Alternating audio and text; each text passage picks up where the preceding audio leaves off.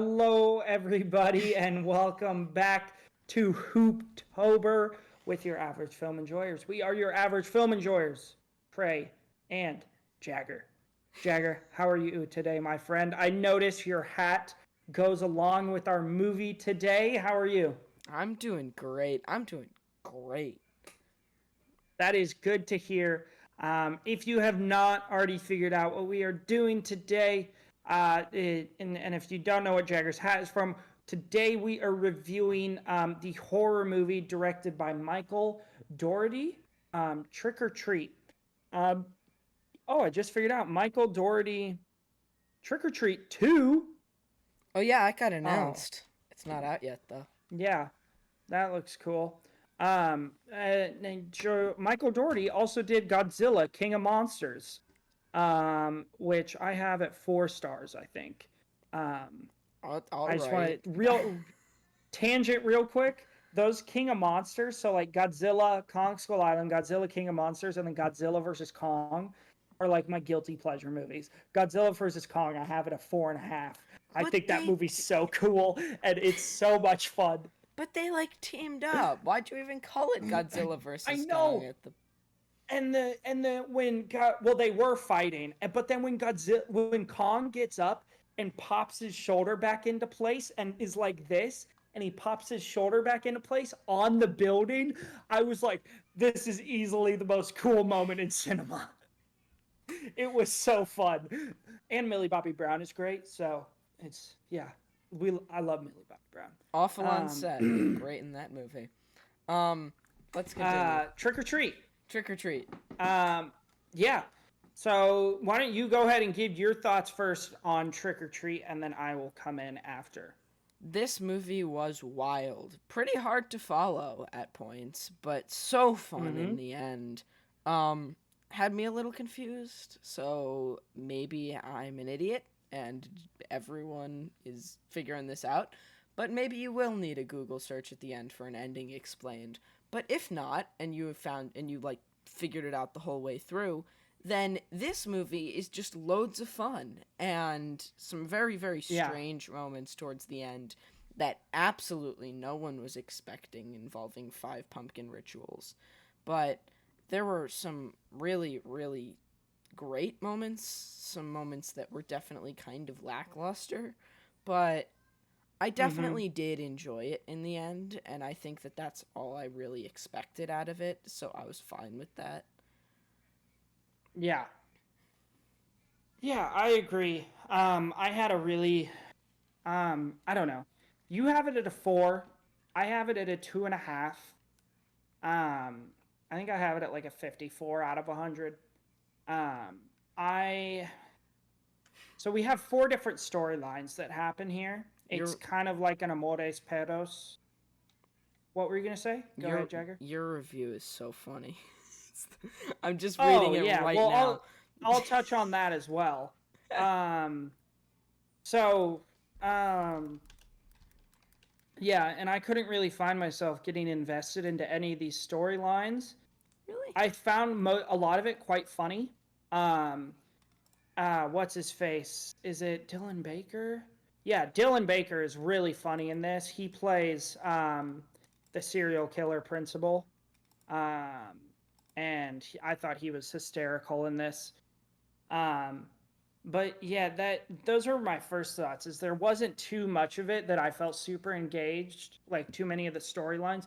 The storyline I really enjoyed was the one we get at the end, where the small pumpkin child demon thing breaks into Brian Cox's house and proceeds to try to kill him. That was pretty sweet. I enjoyed most of that, and there was some genuinely kind of creepy moments in that as well.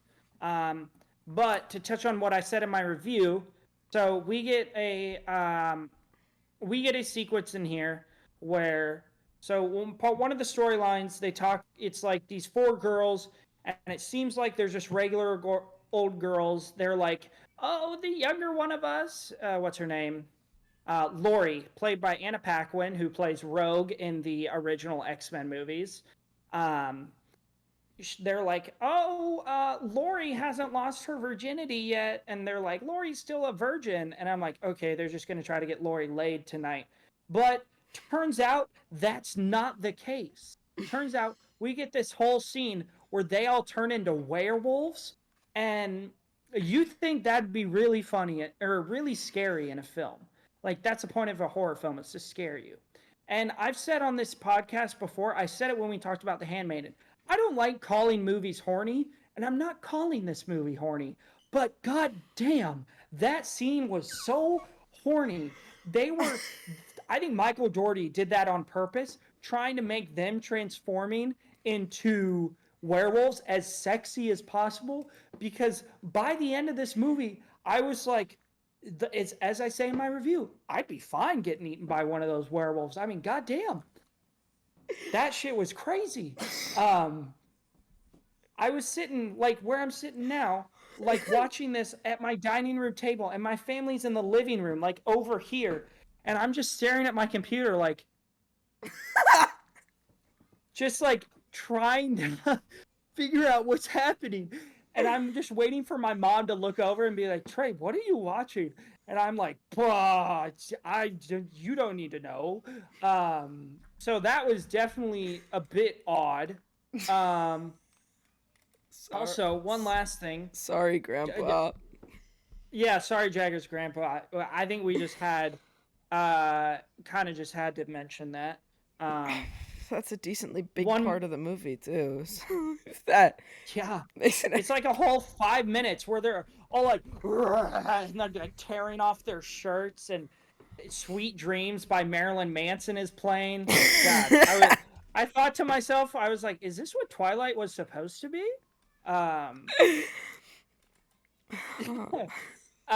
Two other things I actually enjoyed. Jagger, you know, a lot of movies don't make me gag. Like, I have a pretty strong stomach when it comes to just horror movies. The scene in the very beginning where he makes that fat redhead kid throw up like all the chocolate that he's eaten, I genuinely thought I was gonna be sick. I thought that was so disgusting. Oh, that was pretty awful. Yeah. And he's like, and then check your candy. I didn't like that. But yeah, that guy was weird. And then the hand, when Brian Cox blows off that little demon pumpkin child's hand, and the hand grabs a knife and stabs Brian Cox. I was like, holy shit! It's like Evil Dead 2 when there's when Ash cuts off his possessed hand. But little like, did we know, 2 reference. He's a pumpkin. Yeah. Yeah, so this was just an odd film. There's definitely parts where I was like, okay, this is kind of fun, and there's definitely parts where I was very confused. I wasn't confused about what was happening, but I was confused of why it was happening. So yeah, it was an odd one for sure. Those are my thoughts. Those are all the notes I took. Very fun. All right, thank you all so much for. Or no, you started this one. You do that. My bad. Did I? Yeah, I did start this one. You know, I do that enough to you that if you had just kept going, I would have been like, that's fair. Yeah, thank you for joining us today on the Average Film Enjoyer.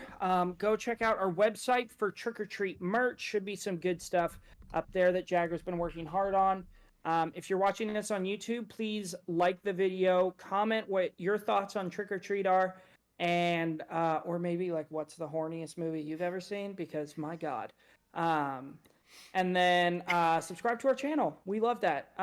If you're listening on Spotify or Apple Podcasts, subscribe, leave us a review. It really helps us out, know what we can do better for you guys, because we're doing this. Well, we are kind of doing this for us because we both love doing this, but we're really doing this for you guys because apparently there's people out there that care what we have to say about film.